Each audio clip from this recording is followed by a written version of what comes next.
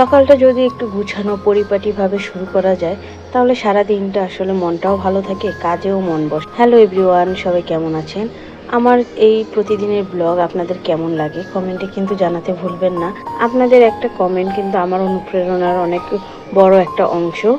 Video content বানাতেও ভালো লাগে। তো আসলে আজকে ভাবলাম নিজেকে একটু সময় দিই। সকালবেলা ছেলে মেয়ে ঘুমাচ্ছিল, তো ভাবলাম যে একান্তই একটু সময় দিয়ে নিজের মতো করে সকালটা কাটাই। তো একটু সুন্দর চা বানালাম, চা বানিয়ে একটু ডেকোরেশন করলাম, করে একটু চা খেলাম রিল্যাক্সে টিভি দেখতে দেখতে।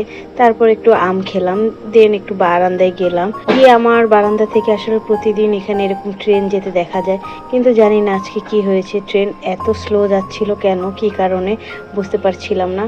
দেন হচ্ছে সবাই উঠে গিয়েছে, সবাইকে নাস্তা দিলাম, তারপরে হচ্ছে বাচ্চাদের জন্য কিছু স্ন্যাক্স নিয়ে আসলাম, এই যে চিপস, তারপর আমরা মা মেয়ে ছেলে বসে খেলাম।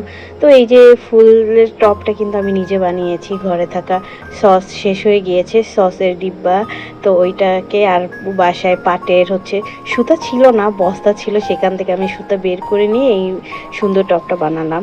কেমন হয়েছে কমেন্টে জানাবেন তো।